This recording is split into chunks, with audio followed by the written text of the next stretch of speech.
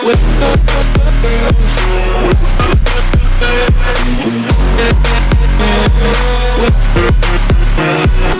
guys, welcome back to another video. So if you find this video helpful, please click like and subscribe. It helps me out making these videos. So today we're working on the Cadillac ATS. Basically the problem I was having, the AC was blowing hot and cold, and then by the time I got back, the compressor was making a rattling sound. So to diagnose that, I had turned the AC off and the noise stopped. Whenever I turned it back on, I'd hear the rattling sound again. So I was hoping it was just the compressor making noise because of the head pressure being high, if the refrigerant was low, but that's not the case. It was compressor damage. So we're going to replace the AC compressor. Basically the first step, took it to a shop, just any of the express or quick shops that do AC work. Had them drain the refrigerant. Basically they have machines that can pump it out, and then so it's looking at the compressor down here in the bottom. It's at the very bottom driver's side of the engine. This is the 2.0 turbo. So we're going to basically swap the compressor out and then recharge the system. So to do that, what we've got, it's got a used compressor off of a similar car. It had 5,900 miles on it, so we have, this is several $100s cheaper than buying a new one. So we have a new compressor, we have a new expansion valve. Basically this valve has some tiny orifices in it, so if any metal came apart in the AC compressor failure, this could have gotten clogged up. So we're going to go ahead and replace it. It was really cheap. Of course you'll need some new compressor oil. Look up your compressor to make sure you get enough. Went ahead and got a O-ring kit also, just because connections, anything we take apart on the AC system, we'll replace the O-ring on. So here's part numbers on that if you need it. If it'll focus. And then also we have a dryer element. Don't see any part numbers here, but you can look that up. It's just a small element bag that will be replaced.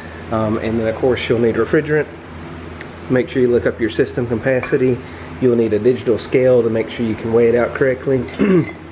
And then we use a carburetor cleaner to flush the system. Basically run a few cans of that through both directions to make sure we get any debris, any old oil out of the system. So basically we start fresh and brand new. Alright, so we're going to start underneath the car. This is under the nose of it. We're going to take off these plastic panels. We're going to try to access the AC compressor from underneath. We'll see how that goes. There's a plastic panel up top that we're going to pull also, just to see how to access everything. And then up top side, this is the plastic panel that we're talking about removing. It just has these little plastic tabs. You can use two flathead screwdrivers and pop them out. Alright, so we got the two under panels off. This is the front one, this is the rear one. There's about 4 different types of hardware, 4 or 5. There's 10mm bolts. There's these little plastic push tabs. There's small Torx. And then there's some 8mm and 10mm. Alright, so looking back underneath, now that we have the plastic panels out of the way, the compressor is up here. It's kind of hard to see. But so here's the serpentine belt that wraps around the compressor. So it's extremely hard to get to. So we're going to go up top side now, take the plastic panel off, go ahead and pull the turbo air intake tube off just to give us a little more access up top. Alright, so back up top now, we took off the plastic panel here just to expose more to see what we're working with. Went ahead and removed the air intake and filter box, just to trying to see how to best access the AC compressor. We're going to go ahead and pull the serpentine belt off. We're going to do that basically if you take a ratchet, stick it in this square hole here. This is the belt tensioner, so you can use the ratchet to release enough tension to slide this belt off. Just kind of pay attention to how it's routed, because you're going to have to put it back the same way. So we're going to get the belt off and then see if we can get this these AC lines unbolted at the compressor, and then see about getting the compressor removed. Alright, so back up top, I went ahead and took this low pressure side line loose. Even though I had them drain it, there was still just a tiny bit of pressure in here, so be careful. Keep your face away from it when you're loosening things under pressure. Loosened it just in case we needed to have a little more slack. And then we're going to loosen the fitting on top of the rear of the AC compressor. Let's see if we can. So there's a bolt right where my fingertip is, basically reaching in between the shock tower and the turbocharger. So it should be able to get a wrench on that. And that'll loosen both of the AC lines, the high side and low side. And then there's 3 bolts holding the compressor in. And then there's 2 electrical connectors. There's one electrical connector you can access from underneath. And we should be able to access 2 of the bolts from underneath.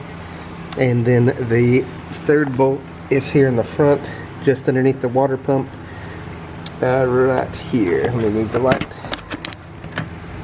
Okay, so right there, and that's the last one, or the 3rd one, holding the AC compressor on. And then hopefully we will be able to pull the AC compressor forward. These lines will be loose enough to where we can turn the AC compressor and then pull it out at the top.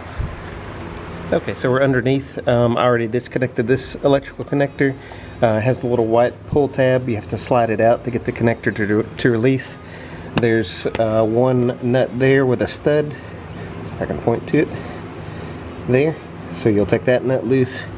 And then there's one bolt forward. See if I can get my finger on it. And this bolt here. This is 2 out of the 3. The 3rd one is on top of the compressor just below the water pump. So we'll go ahead and get these disconnected. There's one more electrical connector toward the front of it. I have to find how to access it, but it's for the clutch. Alright, so we've got the old compressor out now, sitting next to the new one. Everything looks correct on it. So basically the order of operation, I took this bolt out that was holding the lines on, moved them out of the way. Took this electrical connector loose on the back. Has a little white or light gray clip that you have to release. So I took this bolt out. Or sorry, this was the stud, so I took the nut off of here. This was the lower bolt, took it out. Then I went up top, took this bolt out. That let me slide the compressor away from the engine block. Then I was able to get my hand in there and release this connector. It's the same style as the lower connector. Had this little gray or white little clip on it. Pull it out and then squeeze it to release it. And it took a little bit of finagling to get the compressor out. Basically I had to slide it as far as I could toward the shock tower to get it off of the stud, and then turn it up and work it out of the engine bay like that. So it was a very tight fit, but I was able to get it out. The other thing that I did that helped, so these are the lines that this goes to the top of the compressor. They have flex lines here, so as you saw, I unbolted the connection here, and then that gave us enough slack to pull this up out of the way, and so I just set it up here on the radiator. I did leak a little bit of oil out, so I had to get a paper towel and catch that.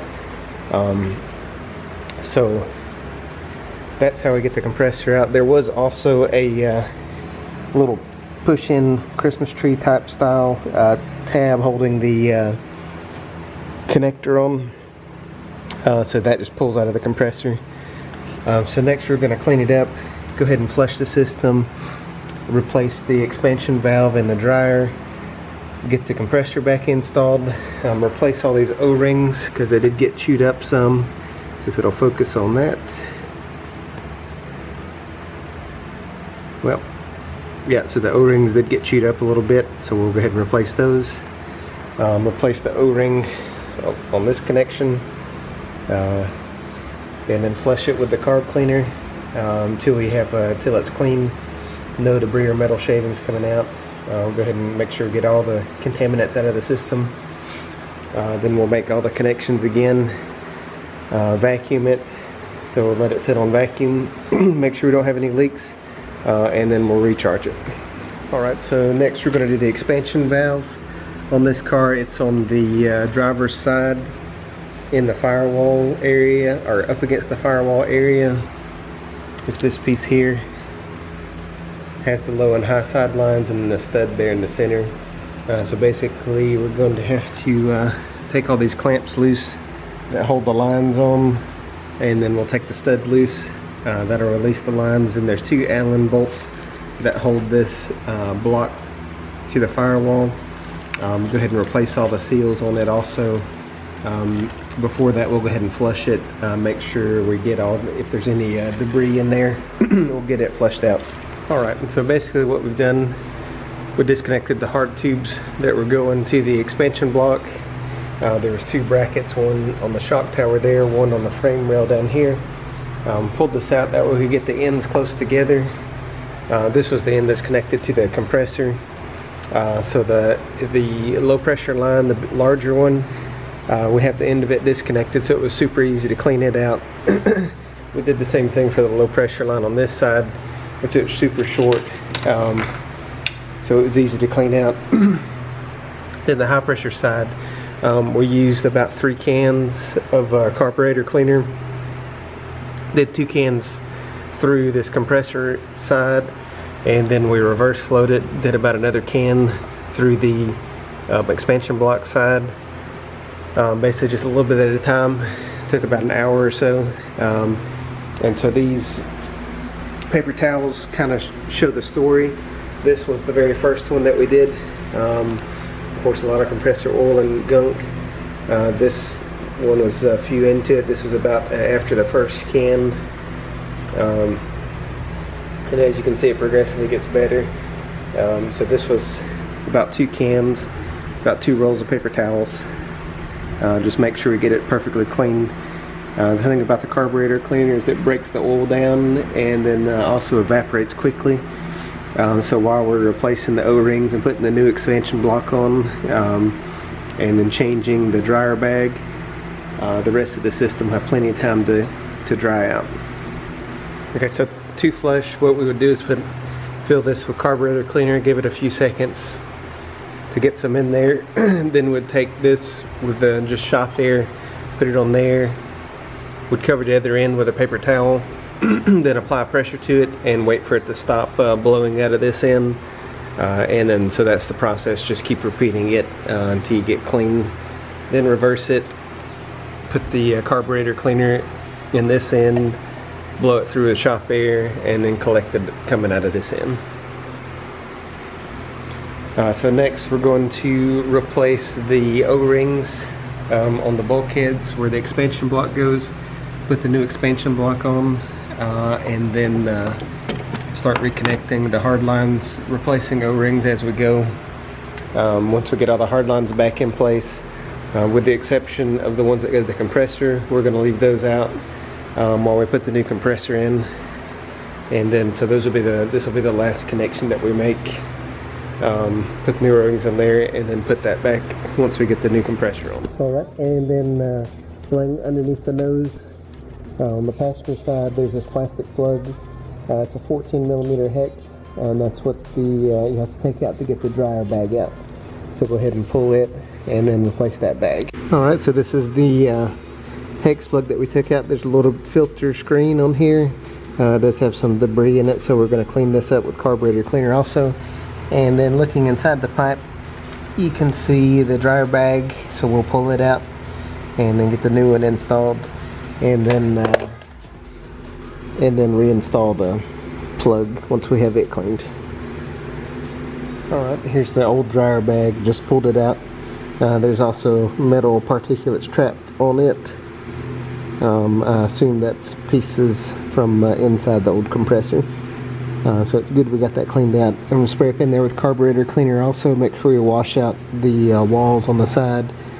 We'll let it dry for a little bit, and then we'll install a new bag. Alright, so we've got the new dryer bag, and it also came with a new plug, so that's nice. Has a new O-ring on it, and nice clean screen filter and everything.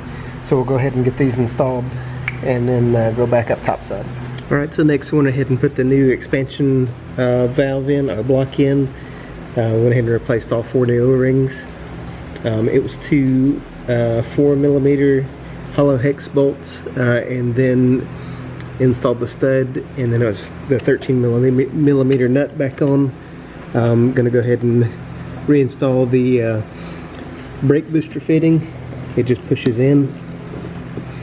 Okay. And then next we'll go ahead and get the compressor ready to install. Okay, so putting the new compressor back on, I'll demonstrate on the old compressor. Basically I did put a little bit of oil into here, just a little bit, maybe a 16th or 32nd of the container. We'll put the rest in later. And then I slid the compressor onto the stud, put that nut on. While I was under there, I went ahead and loosely put the lower bolt in, then came back up top side, tightened this bolt up. Before we put the compressor back in place, I went ahead and snapped this electrical connection on because it's impossible to get to once it's back on the engine. So this electrical connector after the stud, then lower bolt, then upper bolt, tighten those up, and then next we're going to put the hose connections on. Alright, so we've got it mostly put back together now. After we got the compressor on, we went ahead and put the rest of the oil into the low pressure hose, let it drain down, put the serpentine belt back on. Putting the tensioner, or holding the tension off to put the belt on was a little difficult. Went ahead and put the intake back on, and then we hooked up our gauges. We're going to go ahead and pull a vacuum and then let it set, make sure we don't have any leaks, and then we'll go through the process of putting the refrigerant back in. Okay, so I'm getting ready to add the refrigerant.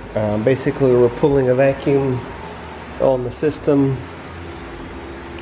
See if we can get it to focus. It's on somewhere about -28. So we're going to let that set for probably 15-20 minutes, make sure there's no leaks. And then we can look on the sticker under the hood back here by the driver's side window, and it tells us that it needs 0.55 kg of R134A.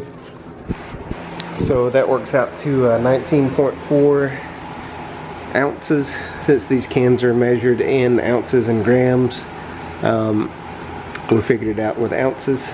So there's 12 ounces of refrigerant in each can. So this is can number 1. We weighed it, so when it's empty it should weigh 3.6 ounces. We'll verify that once it's emptied before we swap the can number 2.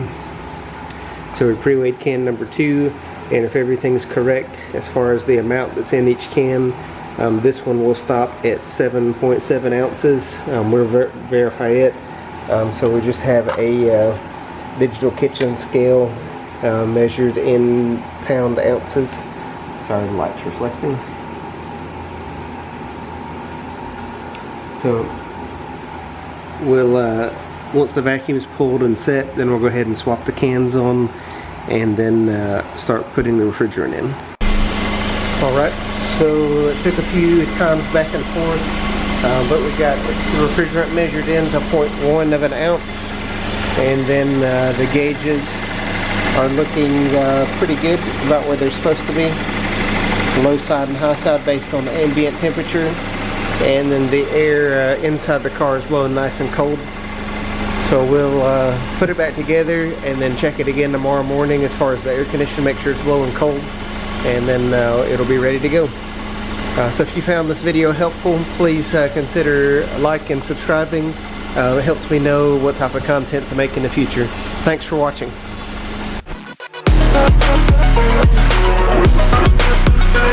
We'll be right back.